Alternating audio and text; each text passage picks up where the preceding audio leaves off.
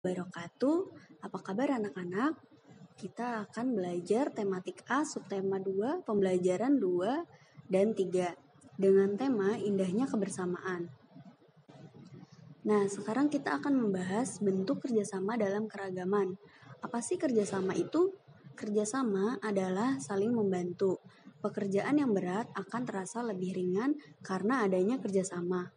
Kerjasama dalam kehidupan amatlah penting, karena pada dasarnya manusia adalah makhluk sosial yang tidak bisa hidup sendiri.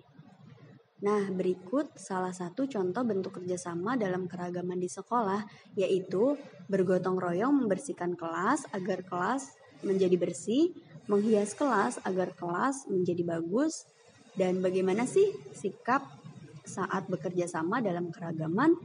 Nah, di sini kita akan membahas sikap saat bekerja sama dalam keragaman.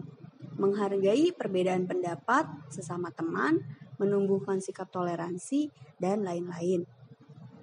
Kerjasama juga memiliki manfaat yang diperoleh dari kerjasama dalam keragaman, yaitu pekerjaan menjadi lebih mudah dan cepat selesai, menjalin kebersamaan, dan lain-lain.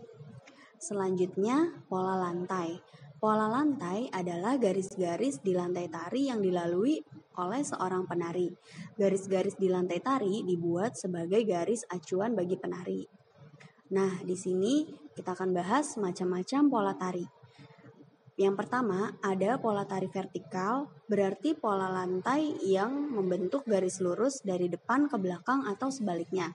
Yang kedua, ada pola lantai diagonal, berarti pola lantai yang membentuk garis menyudut ke kanan atau ke kiri.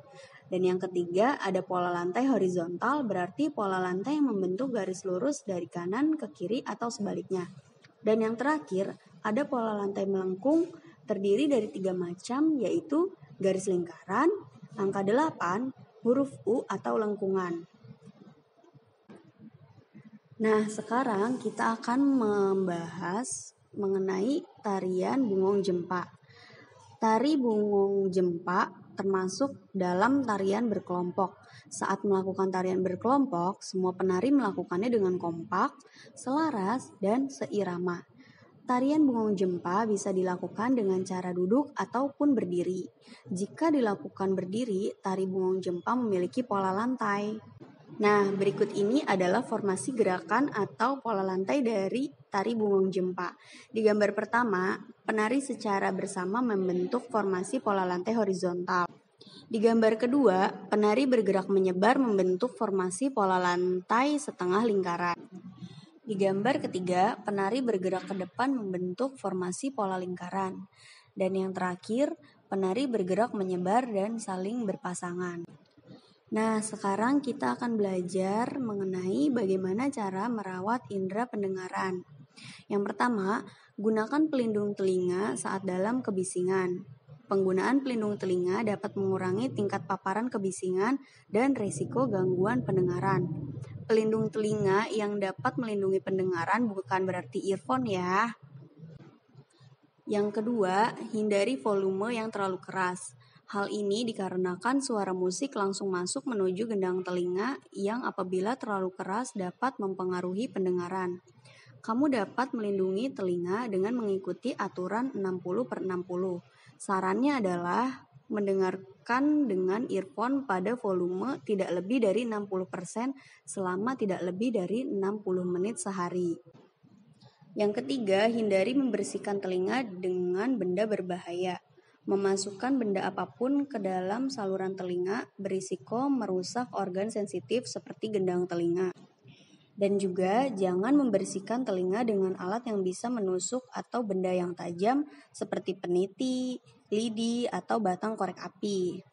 Kita sebaiknya bersihkan telinga dengan benda halus, misalnya seperti kapas atau handuk basah. Nah, sekarang kita akan mengulang kembali mengenai gagasan pokok dan gagasan pendukung. Nah, apa sih gagasan pokok itu? Gagasan pokok adalah gagasan atau ide yang menjadi dasar pengembangan sebuah paragraf. Gagasan pokok biasanya terletak di awal atau di akhir paragraf. Berikut ini contoh dari gagasan pokok. Lalu, apa sih gagasan pendukung itu?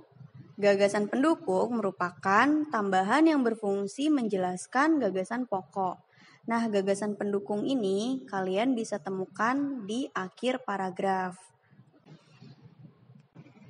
Nah, kesimpulan pada pelajaran kali ini adalah manusia adalah makhluk sosial, tidak bisa hidup sendiri, jadi harus adanya kerjasama dengan orang lain ataupun teman, walaupun berbeda suku, agama, dan lain-lain.